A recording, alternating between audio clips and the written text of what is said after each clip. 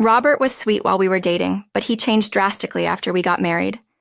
He brags about working at a top-tier company and lorded over me and the kids every day. I wanted to continue working after getting married, but Robert and his father, John, ordered me to quit. Reluctantly, I became a housewife. One evening, Robert looked at me and laughed. "You've aged, haven't you? You were somewhat better when we got married. Being a housewife and goofing off has made you age even faster. Using the kids as an excuse to be lazy, it's only natural you'd become worthless as a person. I've had enough. Let's get a divorce." I blurted out, and Robert gave a sleazy grin. "Raise the 4 kids on your own. I won't help you at all." I almost laughed. Had he ever helped before? Thinking that I'll be rid of the noisy bunch makes me feel refreshed. I'll get the divorce papers from the city hall and slam them on him. "You can say whatever you want for now. Enjoy it while it lasts." I'm Scarlett, a 50-year-old housewife. I met Robert through my parents and married him 30 years ago. His verbal abuse has worsened over the years, and it's been a constant headache. It wasn't like this when we were dating. Robert, who graduated from college and works for a top-tier company, often talked about his job during dates. I didn't understand all the jargon, but I thought he was serious and passionate about his work.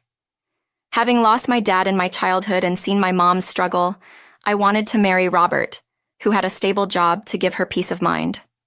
Growing up, not having my mom around was a big deal for me.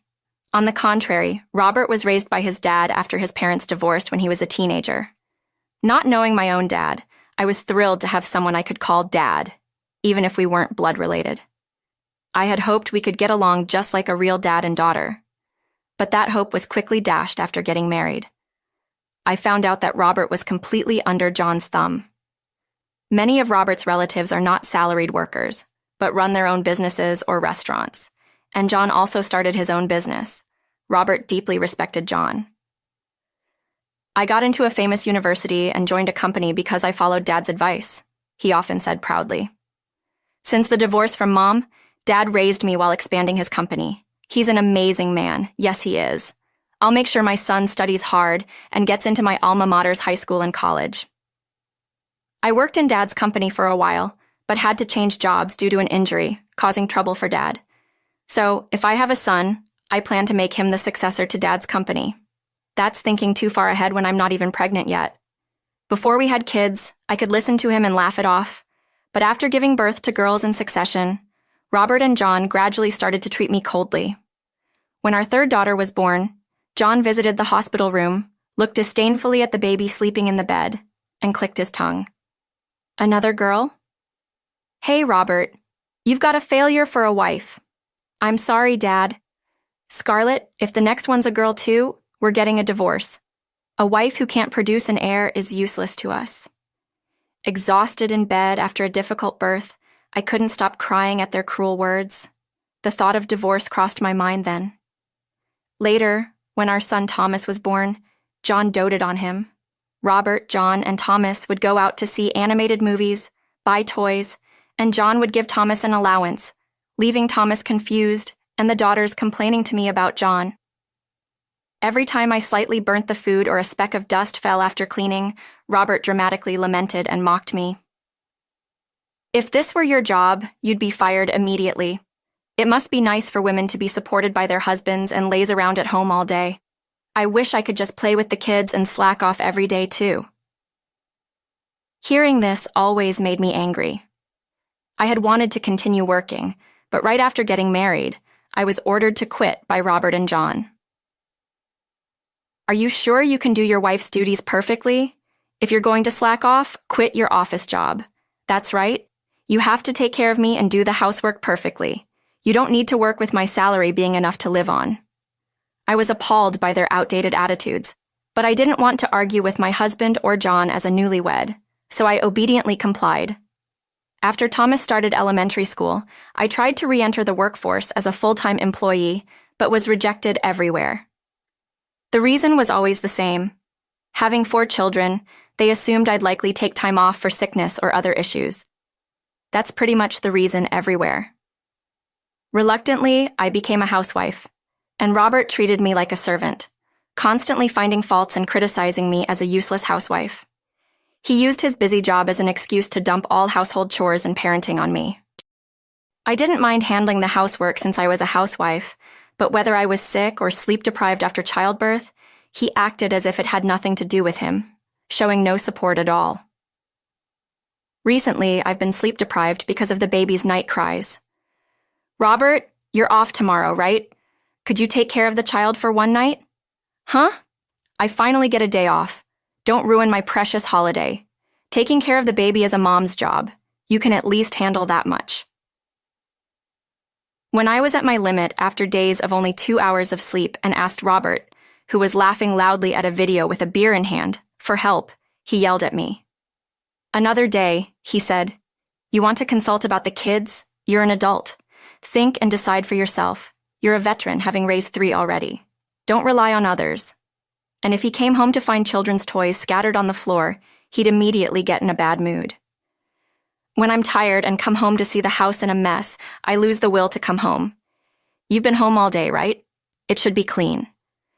"I'm sorry. Thomas was crying and it was hard to prepare dinner. I'll clean it up now." As I gathered the toys, Robert's sarcasm rained down on me. "Thomas is spoiled because you're not strict enough. You're a failure. This makes you unqualified as a mom." Spoiled? I wondered. Thomas was only 5. It's natural for him to assert himself, but such comments felt like a stab in the heart. "Hey, don't look so glum. It ruins the meal. It's annoying, so go to another room with the kids." Robert waved me away. Our eldest daughter, Madison, glared at him. "Dad, why say that when you're eating the meal Mom made?" "What did you say? A girl talking back to her dad? If you're going to complain, then leave." "Madison, don't say such things to Dad. Let's go upstairs." I calmed Madison down and took the younger kids upstairs. Once we were in our room, Madison burst out, "Why do you stay silent, Mom? You should talk back to Dad. Doesn't it make you angry being told such things? Why not just divorce?" "I'd love to, but divorcing with 4 kids requires a lot of courage. I'll earn part-time money when I'm in high school. Isn't that enough?" I smiled weakly at Madison. "Thank you. I appreciate the thought."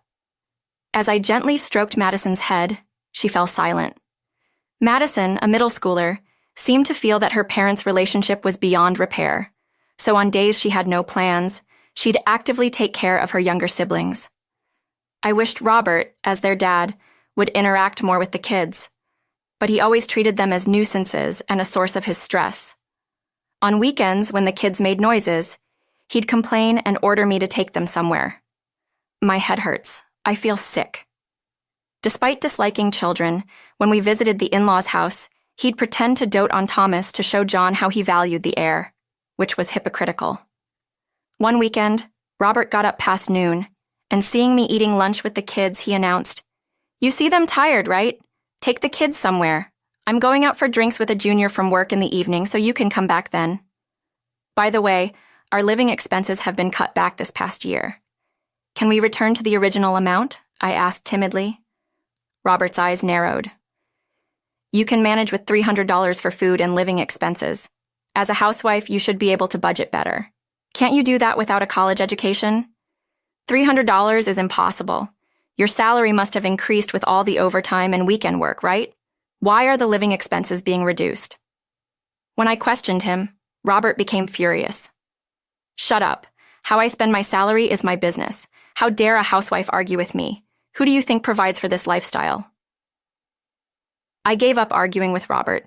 I couldn't rely on him anymore. While the kids were at school, I studied and earned qualifications and secretly started working remotely. One evening after a while, Robert came home reeking of alcohol and laughed when he saw me. "I thought you were some old lady, but what a surprise. You're Scarlett. Welcome home." "You've drunk too much. Just leave me alone, but you've really aged. You used to look a bit better when we got married." I was furious.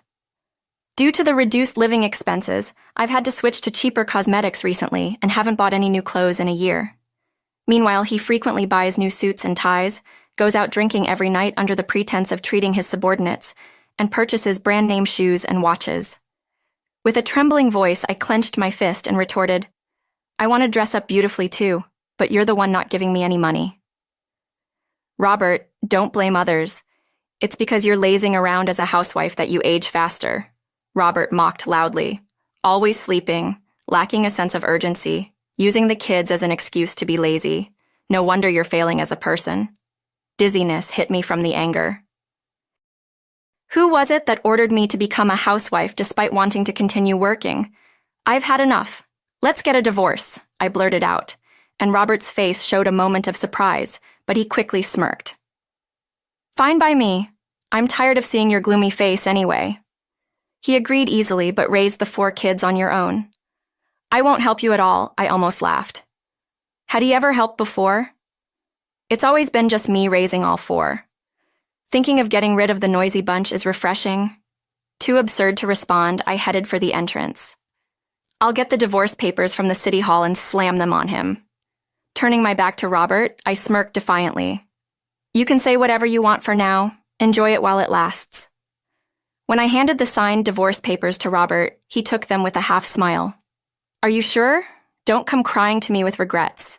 Can you manage with 4 kids? You've been living off me. As I urged the kids and packed up for the move, he lounged on the sofa, taunting in a mocking tone. Your mom says she works, but it'll be tough for an old lady to support all 5 of you. Ready for a poor life together? Even if you try to work, you'll get rejected because of the kids. Actually, I've started remote work. I have savings from before I was married, and we can manage if we don't live luxuriously. What if you started working? Why didn't you tell me? You were always too tired or telling me to take the kids somewhere because we were too noisy. You never listened to me properly. Well, whatever. Your salary is probably way less than mine. Don't beg me for help. Ignoring Robert's sarcasm, I silently packed our belongings into cardboard boxes. The movers will come in 3 days to pick up our stuff, so leave it as is. Please take care of the divorce papers. Got it. Do whatever you want. I called the movers, took only the essentials and valuables, and drove to my parents' house.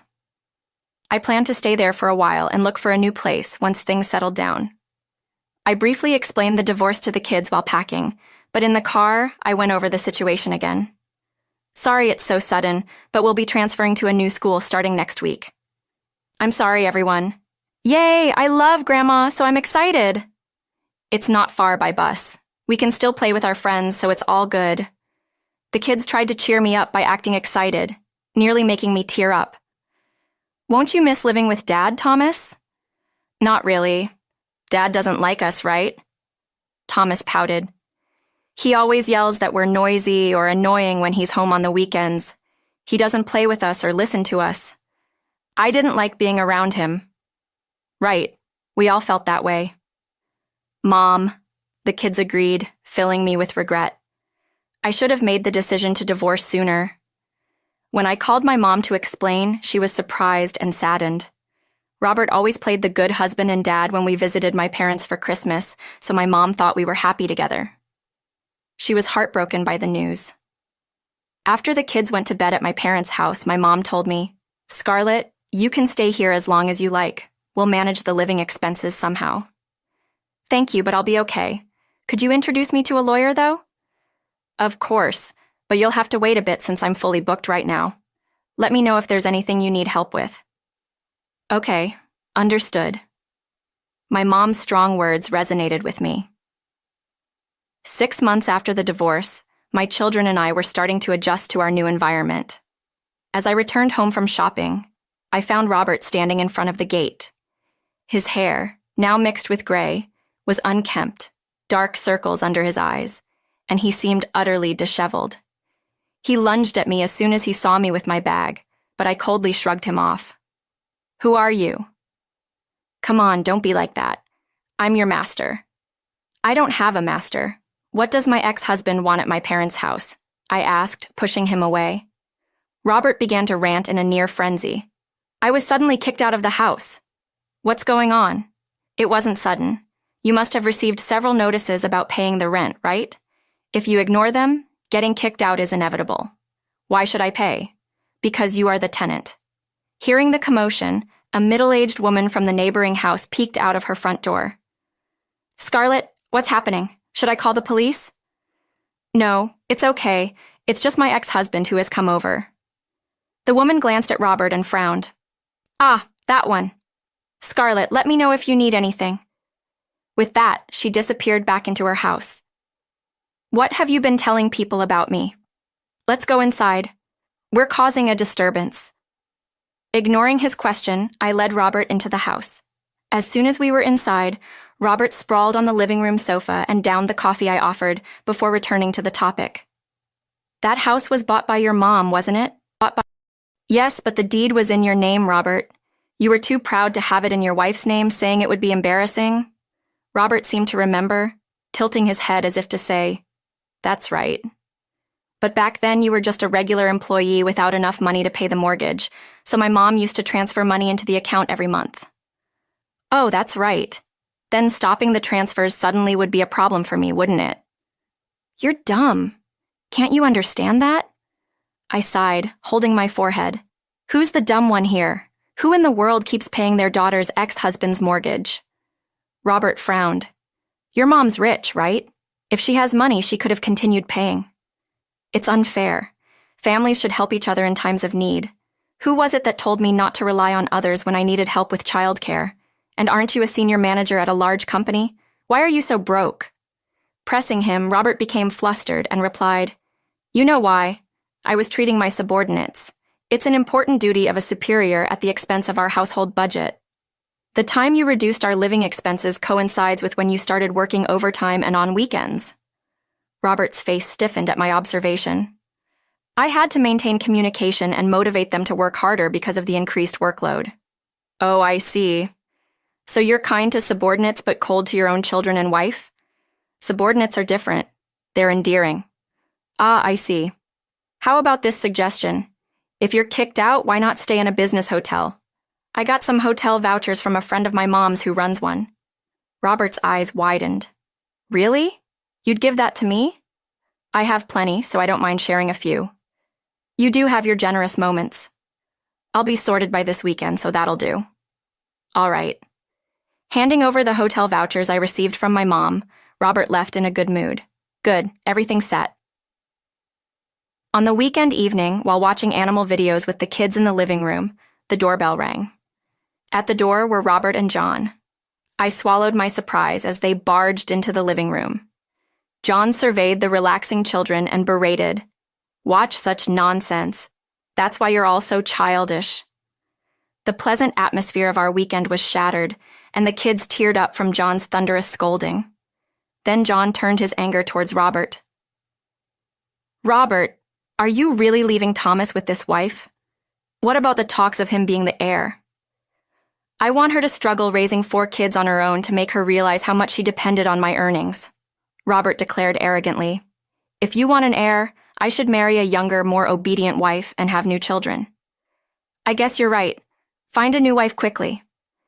Their conversation made me feel sick. As always, they only see a wife as a tool for producing children. Are you two Robert flashed a malicious smile. We've come to demand compensation. Neglecting your husband's care while fussing over the children is a grave sin. You and the kids made it impossible for me to relax on weekends, causing me stress. So I'm claiming $10,000 for a nuisance fee. I agree with Robert. A wife should prioritize her husband over the children. Neglecting the husband's care shows a lack of awareness as a wife. It took me a while to grasp Robert's words. I thought they were joking, but seeing John's intimidating presence, it seemed they were serious.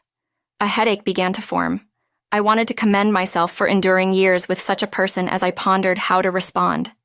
Mom appeared at the open living room door. What a lively scene, she spoke in a calm tone. A man in a suit stood behind her. As planned, Mom had brought a lawyer. Mom relieved, I glanced at John, who had turned pale and was trembling.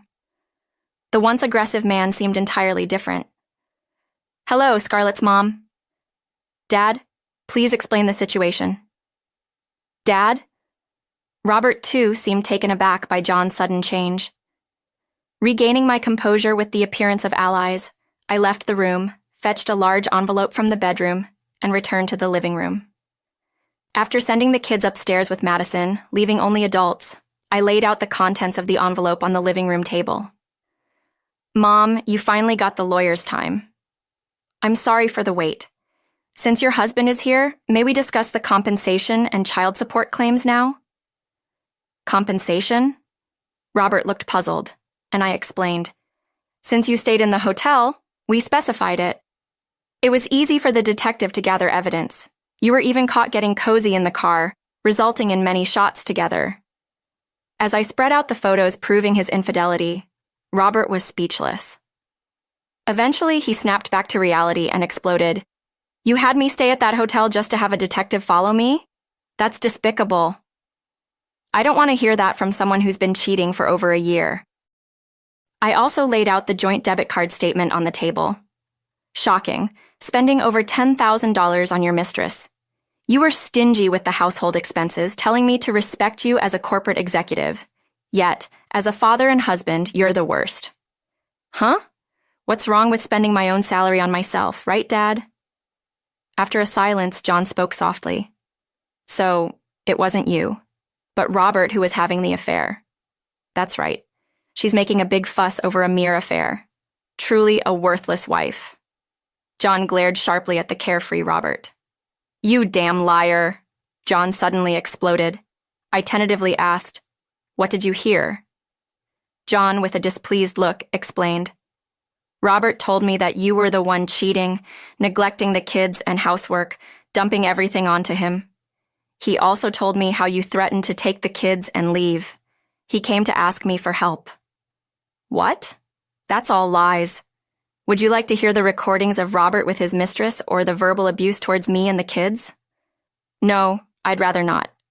Just like your mother, you're hopeless, John muttered irritably. Then, after a moment of contemplation, he abruptly apologized deeply in front of me and my mom. Scarlett, I apologize for not investigating thoroughly and believing my idiot son's story. Please forgive me. Why the hell are you apologizing to them, Dad?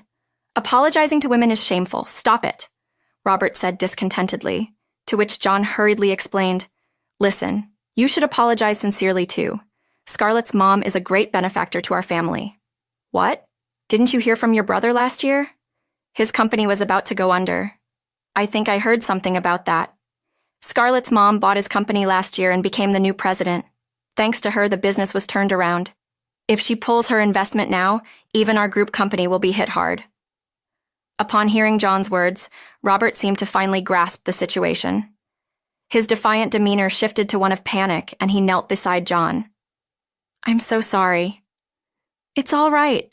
I wouldn't ruin your uncle's company over something like this. But Robert, you need to take responsibility, Mom said with an angelic smile. The mistress was your subordinate. I know the president of Robert's company. I've informed them about what happened. Starting next week, you're being relocated to a remote island. Such a shame, just after you worked so hard to become a manager. Well, do your best at your job. Robert, looking up, began to cry like a child. It's his own fault, I felt refreshed, looking down at Robert. Later, with the lawyer present, we proceeded with the divorce formalities. A completely deflated Robert agreed to pay in full the compensation and the misused savings from our joint account, as I had demanded. Mom, as she declared, informed Robert's boss about the affair through a mutual acquaintance, and the boss, being a devoted husband, was furious. Robert's mistress resigned voluntarily, and Robert was sent to a branch on a remote island, as I had demanded. I also received compensation from the mistress in a lump sum. Upon learning that Robert had fallen from his elite path, the mistress quickly dumped him, vowing to start over at the branch. Robert, however, faced ridicule for the reason behind his demotion, and feeling unbearable, quit the company, burdened with a huge debt from repaying me and monthly child support payments. Robert is now working multiple part-time jobs from morning till night, estranged by John, and living a lonely life in a dim apartment. Meanwhile, John, having angered my mom, faced cold treatment from relatives. After employees complained about his tyrannical behavior, he faced a strike leading to his company's collapse.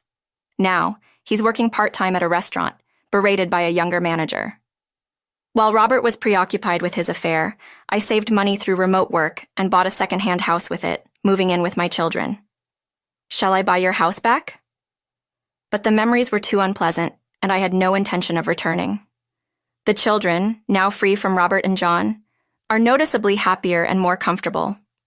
On long weekends, we visit my mom's house, enjoying cooking and chatting together, which has become our latest pleasure. I plan to continue remote work, and once Thomas is a bit older, look for a full-time job again. With occasional support from my mom, I want to live happily with my 4